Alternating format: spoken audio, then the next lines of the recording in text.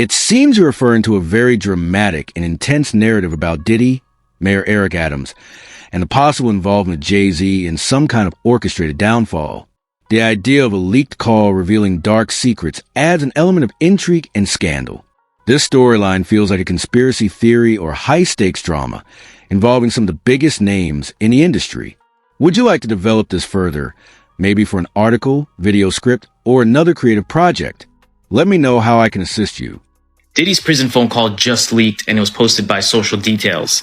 This is allegedly a call that he had, and there's a lot of talk, a lot of code words in there, so we're going to listen to it together. Check it out. Do not entertain none of this nonsense and nothing over the phone. I'm going to need you to get rid of all the leftover pizza boxes. The what? All the boxes leftover. Now, this alleged leaked call from Diddy in prison was talking about getting rid of pizza boxes. Now, if you know your stuff and you're privy, you know exactly what pizza stands for, and that's probably what they're talking about and referring to on this alleged leaked call. Pizza, for those who don't know, I'm going to make it very clean. It has to do with children and selling. Make sure you recycle the plastic like you talked about. Now, in this alleged phone call, he starts talking about someone named Jay. People are speculating that maybe JayZ, but there's no confirmation. At the same time, he talks about recycling plastic. I don't know what that could mean. If you guys have any idea, comment and let me know. Everybody out there quiet as motherfucker. Yeah, exactly. We gonna let them have their little fun, but I'm still gonna have the last laugh. I mean, it seems by the call that he's looking for help. He's saying that a lot of people are quiet. I guess people that are on his side, and that he's going to have the last laugh at the end. Man, just do what I told you to do, and don't forget about the list. And then he goes on to say, don't forget about the list. And we don't know what that list is or what that implies, but this is pretty crazy. Do I think this is legitimate? There is no confirmation yet if this is legitimate or not, but this is the alleged leaked call of Diddy. It looks like you're diving into a serious and complex situation involving Diddy, where legal challenges are escalating with new charges, including sex trafficking and transportation to engage in prostitution. These legal developments could expose Diddy to significant prison time if the charges are proven in court. It's also noted that Diddy has denied the allegations, with his lawyers claiming that the victims named were, in fact, his long-term girlfriends. This situation seems to be evolving quickly, and if you're interested, I can help break it down more or offer some insights into how it might play out. Would you like to dive deeper into this case or focus on a different angle? A letter submitted to Judge Arun Subramanian by acting U.S. Attorney Matthew Podolsky lays out what this is about, lays out the three big differences in this new filing. Quote, the third superseding indictment contains three substantive changes to the charged offenses. First, Count 4, which is, by the way, a new count, Count 4 charges an additional substantive count of sex trafficking by force, fraud, or coercion with respect to Victim 2. Victim 2 was previously identified as a victim of sex trafficking in Count 1 of the second superseding indictment. And if you look at Count 1 in the second superseding indictment, which is racketeering conspiracy, it reads in part, Combs then used force, threats of force, and coercion to cause victims, including but not limited to 3 female victims, Victim 1, Victim 2, and Victim 3, to engage in commercial sex acts. In connection with the commercial sex acts, Combs provided the victims with, among other things, monetary payments, career opportunities, and payment of rent and housing expenses. Okay, so again, that was Count 1 in the second superseding indictment. But now, Combs is facing a new individual trafficking charge against Victim 2. And it reads, quote, from at least in or about 2021 up to and including in or about 2024 in the Southern District of New York and elsewhere, Sean Combs, and then it says, recruited, enticed, harbored, transported, and maintained Victim 2 and attempted, aided, and abetted, and willfully caused Victim 2 to engage in commercial sex acts, knowing and in reckless disregard for the fact that Victim 2 was engaging in commercial sex acts as a result of force, fraud, and coercion. This narrative you're sharing points to serious and disturbing allegations involving high-profile figures like Beyonce, JayZ, LeBron James, and Diddy. The civil case filed in Florida accuses him of being involved in a criminal enterprise, with claims that the victim, Joseph Manzaro, was drugged, trafficked, and subjected to abuse at a party in 2015. The case brings Jay-Z and Beyonce into this controversy, suggesting they were present during the alleged incident. This is an intense and complicated legal matter. If you'd like to explore more about how this situation might unfold or discuss the legal implications of such cases, feel free to ask. Sean Diddy Combs is facing new accusations of human trafficking as he awaits his federal trial. In a civil case filed in Florida April 1st, Joseph Manzaro alleges, according to court documents obtained by E! News, that he was drugged, transported against his will, and sexually maimed as a victim of a coercive and organized criminal enterprise facilitated by Combs and others back in 2015, and names celebs such as Beyonce, Jay-Z, and LeBron James as witnesses in the lawsuit. In his filing, Manzaro says the alleged events took place in April 2015. He states that he lost consciousness after feeling a, quote, greasy substance resembling Vaseline as he opened the front door to his home, after which he says he was transported to another residence, where an associate of Combs allegedly told him that the music mogul wanted him brought to a freak-off event. Manzaro alleges in the suit he was secretly transferred to the music producer's home through a concealed tunnel allegedly connected to Gloria Estefan and Emilio Estefan's Miami property. He alleges that upon regaining partial consciousness, he found himself inside a large party area upon information and belief that it was a birthday party for Combs' then 17-year-old son Christian Combs. There he was allegedly forced to appear in a penis mask. The lawsuit states, Jay-Z and Beyonce Knowles Carter were seated in the room, and upon seeing Manzaro, Beyonce Knowles Carter asked, "What's this? What's this all about? Why is this half-naked white man with a penis mask standing here in front of me?" Manzaro alleges in the lawsuit that he was then forcibly paraded through multiple rooms filled with people who were jeering and taunting him, and that Combs himself stated, "He's gonna find out what we do to snitches tonight. Get him undressed." Manzaro says that after being stripped and forcibly washed, he was sexually assaulted and forced to partake in unwanted sexual activity. He also alleges in the filing he woke up to find himself on a couch in a small dark side room, after which he says he was dressed and taken out of the residence to another house, where he was savagely beaten and left for dead. He alleges that both the Estefans and James saw him before he entered Combs' home, with the suit stating that as he was dragged through the back entrance of their mansion at approximately 12:30 a.m., Gloria, quote, panicked upon seeing his deteriorating state and said, "Call an ambulance." However, Manzaro says Emilio quickly silenced her and ushered her away. He also says that after encountering James, the NBA star looked at him and said in response to Gloria's plan for an ambulance, "Y'all better do something about that." In a statement to E! News, Combs' legal team says the filed complaint demonstrates the depraved lengths plaintiffs will travel to garner headlines in pursuit of a payday. No sane person reading this complaint could credit this story. Mr. Combs looks forward to having his day in court, where these lies and the perverse motives of those who told them will be revealed. E! News has reached out to Jay-Z and Beyonce, the Estefans, and James for comment and has not heard back. The situation you're describing is highly serious, with allegations involving both Jay-Z and Diddy in connection to a lawsuit that claims their involvement in a deeply troubling incident involving a 13-year-old minor. Such accusations carry significant legal and social implications, and if true, would have a profound impact on those involved. If you're looking for a deeper breakdown of this case, its legal context, or how it might affect the individuals named, I can provide more detailed insights. Just let me know how you'd like to proceed. And a new twist in a high-profile lawsuit accuses rapper Jay-Z of raping a 13-year-old girl in 2000 alongside Sean Diddy Combs. The lawsuit, originally filed in October, was refiled today to include Jay-Z as a defendant. The anonymous accuser claims the assault occurred at an MTV Video Music Awards after-party. Jay-Z has denied the allegations in a statement on Roc Nation's Instagram, calling the accusations heinous and urging a criminal complaint be filed instead of a civil one. He also criticized the attorney behind the lawsuit, Tony Busby, accusing him of exploiting the case for personal gain. And one of the people at risk, often mentioned online, was Jay-Z, real name Sean Carter, who came up in the New York rap scene alongside Sean Combs. And just a few days ago, Texas attorney Tony Busby made it official.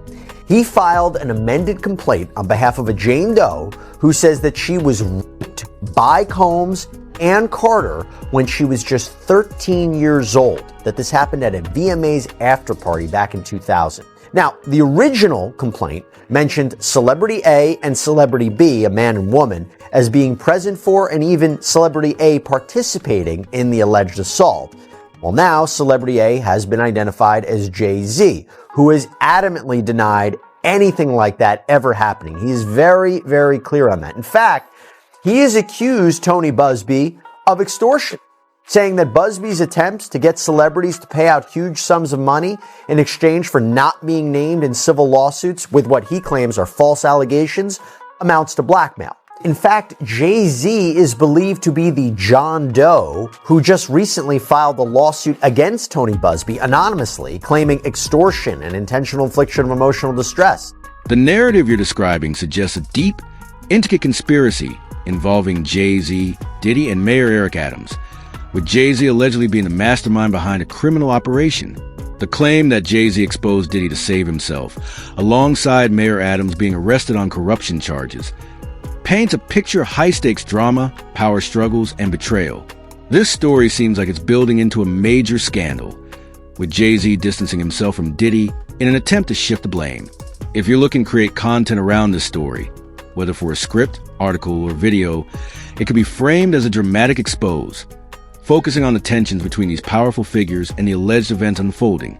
Would you like to expand on this or explore any specific aspect in more detail? Out to Sean Diddy Combs, looking to suppress evidence in his federal trial. Senior investigative correspondent Aaron Katursky is back with the story. Good morning again, Aaron. And to you, Michael. You'll remember federal agents from Homeland Security Investigations were hardly shy when they raided Sean Combs' opulent homes in Los Angeles and Miami, guns drawn. The jailed music mogul now argues those searches and other searches of his iCloud accounts, electronic devices, and New York City hotel room following his arrest were unconstitutional. His lawyers argue evidence obtained through those searches must be suppressed. Diddy's lawyers say the government presented a grossly distorted picture of reality when applying for the search warrants, omitting certain facts and including salacious details from an unnamed producer that were never credible. Combs has pleaded not guilty to racketeering conspiracy, sex trafficking, and prostitution charges. The defense is also arguing here his ex-girlfriend, Cassie Ventura, was a willing participant in drug-fueled sex performances called freak-offs, not coerced as prosecutors allege. Big breaking news tonight. For the first time in the history of New York City, a sitting mayor has been indicted for crimes.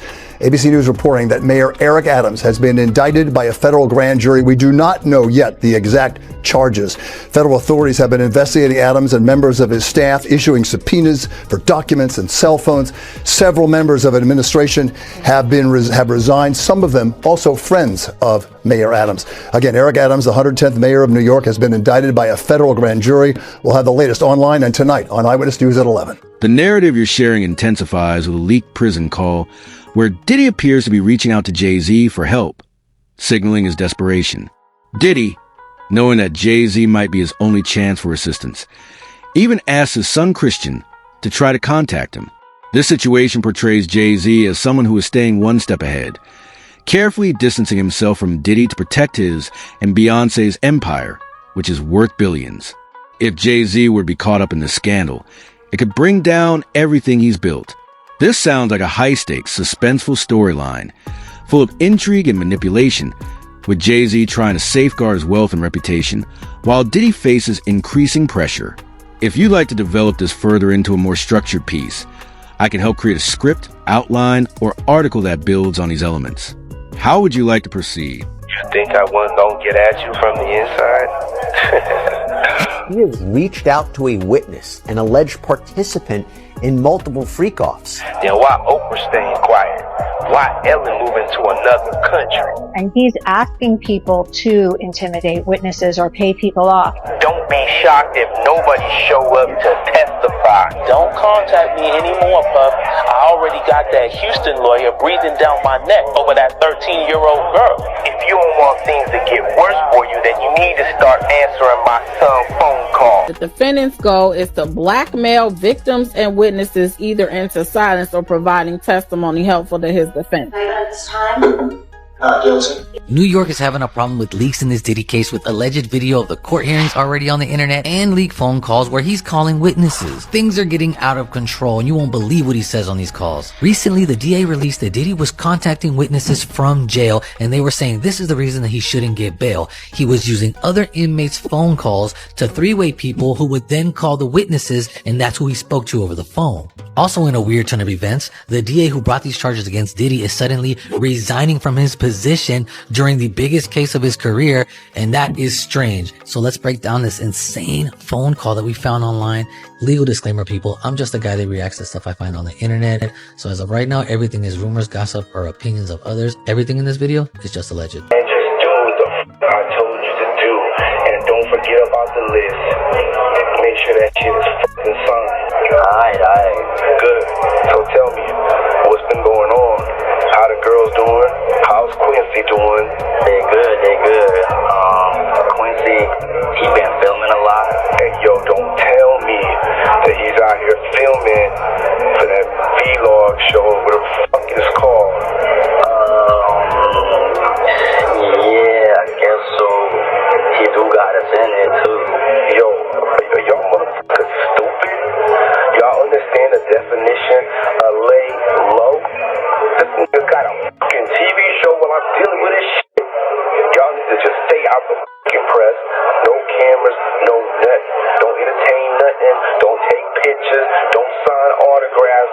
Just stay in the fucking house. Not me though, Pop. I do be in the crib. Everybody else just be on different shit. Don't nobody want to listen to what I gotta say. But it's all good. I got motherfuckers cutting deals left and right trying to take me down. Nah, Pop. Everything gonna be alright. We gonna get you out. Oh, I know. Cause I got one more trick up my sleeve. And this one is gonna put everybody back in their seat. I can't wait to see the look on everybody's faces when this shit happens. What you mean though, Pop? Don't even worry about it. Just do me a favor and vote for Harris. Alright? And don't be surprised when all my so-called friends do exactly that. Alright, now, did you complete everything that's on the letter? Yeah, I got the pig pen, Pop. I did it. Are you stupid? I gotta go. I'll call you back. You're adding another layer to JayZ's history, referencing the infamous incident from December 1999 when he stabbed his friend Lance Unravel, which further complicates the narrative. The fact that JayZ pleaded guilty to third-degree assault and received probation in 2001 casts a shadow over his character, portraying him as someone who's been involved in violence and legal issues in the past. This piece of information could be used to highlight the theme of betrayal and manipulation in the current situation with Diddy, suggesting that JayZ's past actions could have shaped his approach to the current crisis. Would you like to dive deeper into this specific aspect of JayZ's history, or continue focusing on the ongoing situation with Diddy and the others? Let me know how you'd like to proceed. A top rap star is busted. JayZ turned himself in tonight, and the cops started working on his rap sheet, accusing him of a stabbing at a trendy party. Kimberly Richardson is at Midtown South right now. Kimberly. Well, Rosanna, just a few hours ago, police here at Midtown South arrested Sean Carter, better known as JayZ. The rap star voluntarily turned himself in here at the precinct earlier this evening. Now, Carter is being held here in connection with that stabbing fight that erupted at the Kit Kat Club last night. But just a few moments ago, Carter's attorney had this to say. He's not involved in this, period. He was at the club? That's my only comment. He wasn't involved in this. So it was someone else that did the stabbing and the hitting? I didn't say that. I said he was not involved in it.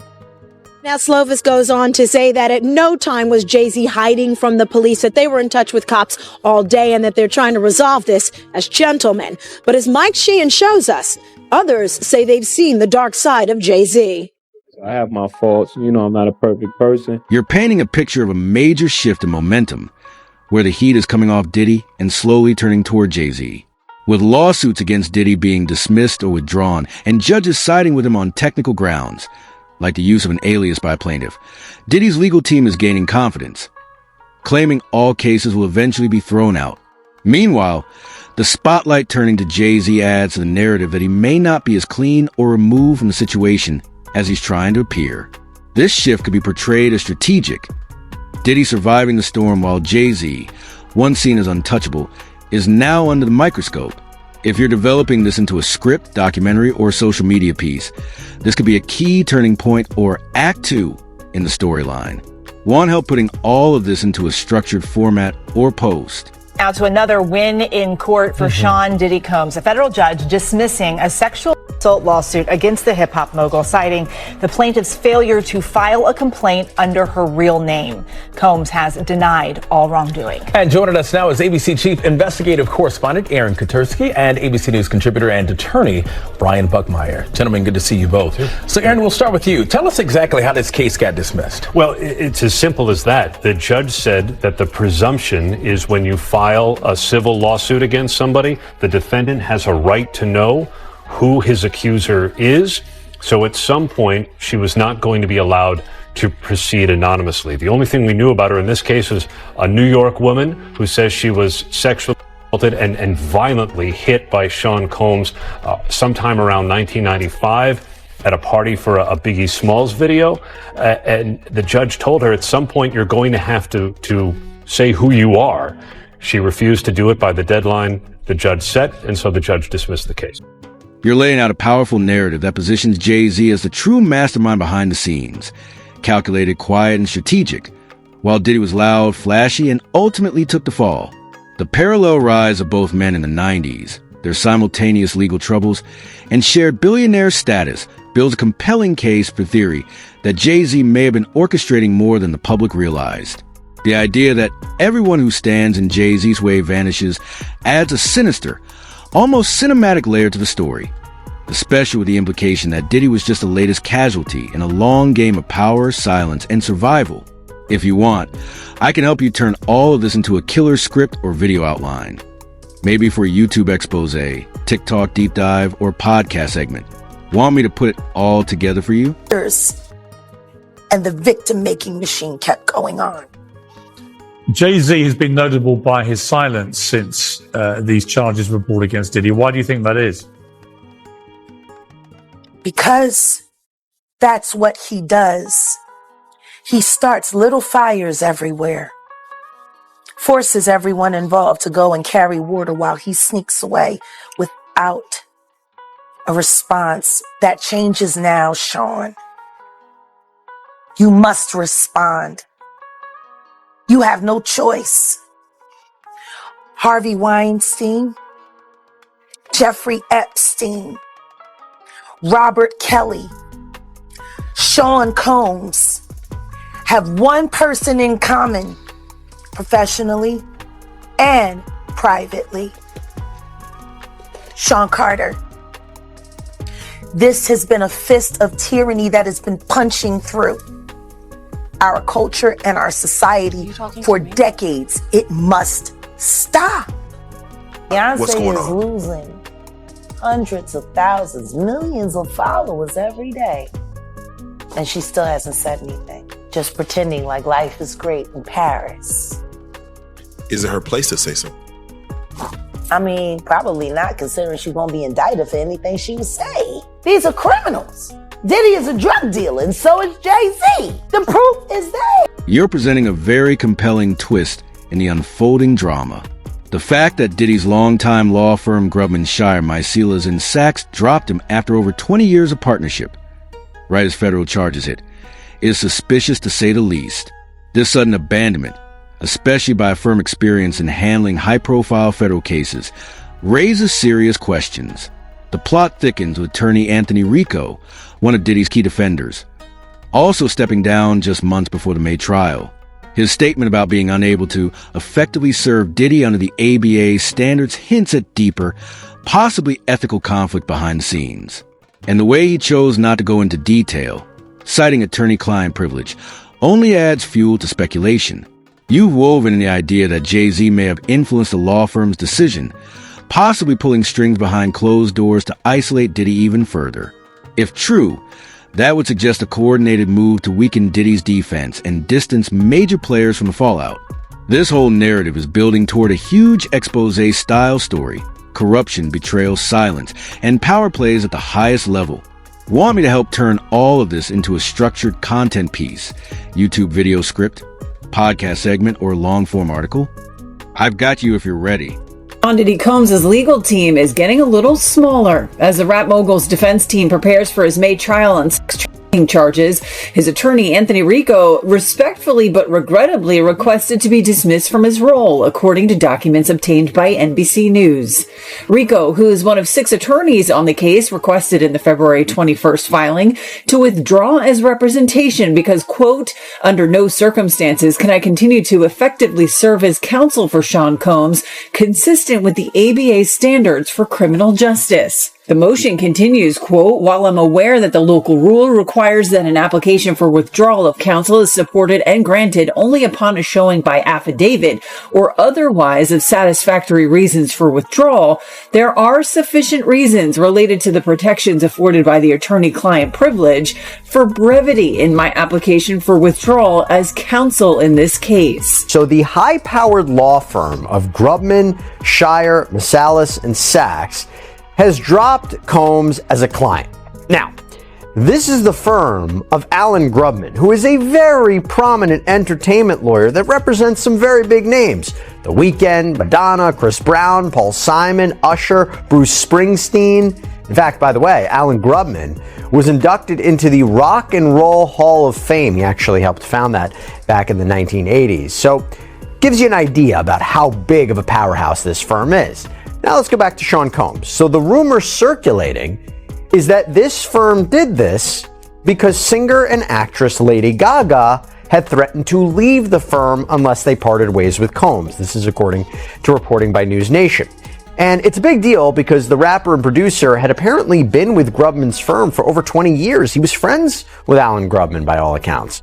Why did Anthony Rico and the law firm Grubman, Shire, Masalis, and Sachs stop working with Diddy?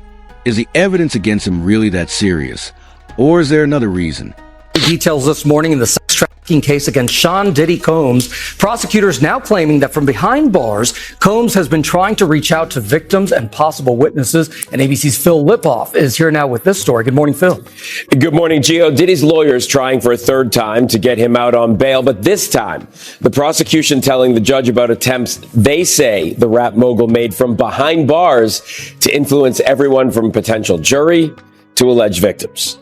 This morning, prosecutors leveling new accusations against Sean Diddy Combs, saying he poses a serious risk of danger even from behind bars as he awaits trial. In a court filing late Friday, prosecutors detailing the steps they say Combs is taking while locked up to reach out to prospective witnesses and influence public opinion to affect potential jurors. The accusations within the prosecution's motion to deny bail are very serious and will be considered very heavily by the judge because the judge is going to want to ensure that he is not influencing witnesses and or contacting anyone to influence a trial in any way. Combs has pleaded not guilty to charges of racketeering, transportation to engage in prostitution, and sex trafficking. He denies any wrongdoing. The government now asking a judge not to grant Combs' third request for bail, in which the music mogul offers a $50 million bail package citing new evidence and changed circumstances. Here's a simplified version of what you wrote. Diddy has been talking to Jay-Z and other people connected to his crimes. Some say he was even let out of prison for a few hours while Jay-Z was being sued. Did Jay-Z help Diddy get out so he could help with the case? It's suspicious that just a few days after Diddy was allowed to leave, the person who accused Jay-Z of rape suddenly dropped her lawsuit. Since we already know Diddy has been in touch with witnesses, it's possible he contacted her too. Let me know if you want this turned into a video script or post. It's virtually impossible to find a jury that's not contaminated by some kind of information that's been put out to the public before a trial begins. I'm not one of those that believes that.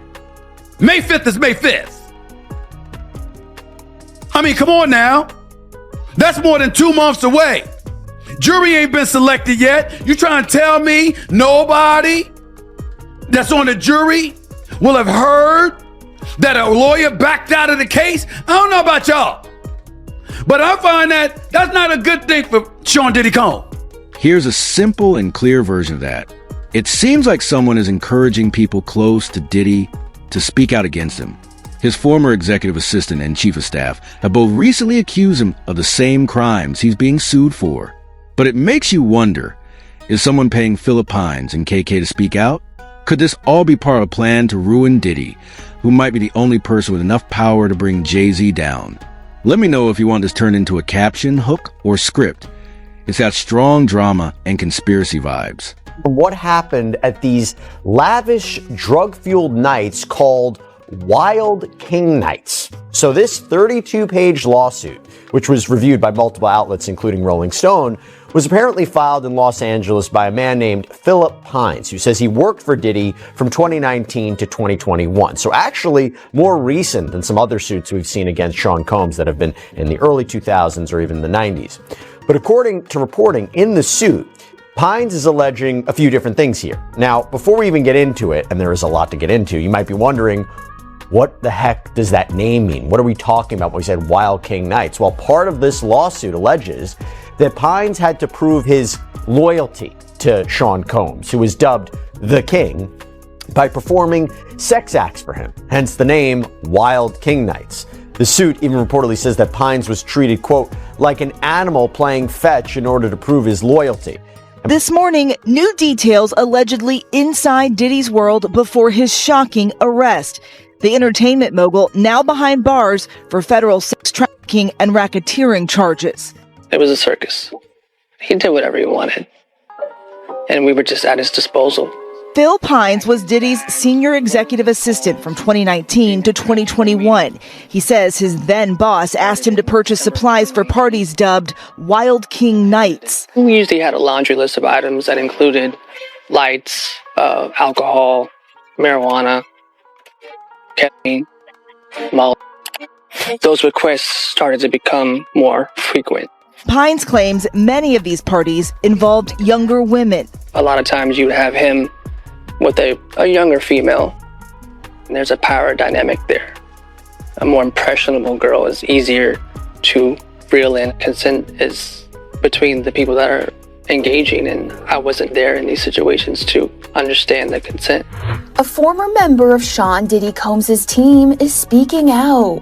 As the embattled record producer awaits a federal trial on sex trafficking and other charges to which he has pleaded not guilty, his former chief of staff, Christina Coram, is breaking her silence. In response to allegations linked to her in several separate civil cases filed against Combs, Coram, who worked for the Bad Boys record founder for over a decade, tells Rolling Stone in a statement published March 18th, "For months, horrific accusations have been made about me in various lawsuits regarding my former boss. These false allegations of my involvement are causing irreparable and incalculable damage to my reputation and the emotional well-being of myself and my family." Adding, "I have never condoned or aided and abetted the sexual assault of anyone, nor have I ever drugged anyone. The idea that I could be accused of playing a role in or even being a bystander to the rape of anyone is beyond upsetting, disturbing, and unthinkable." She ends her statement saying, "This is not who I am, and my heart goes out to all victims of sexual assault. I am confident that the allegations against me will be proven to be untrue." As Diddy's defense crumbles and once trusted allies turn away, one burning question remains. Is this the ultimate downfall of a media empire orchestrated by one of its own? Stay tuned as this high-stakes drama continues to unfold, leaving the world wondering who truly hold the power in this battle for legacy and survival. Let me know if you need more changes or anything else.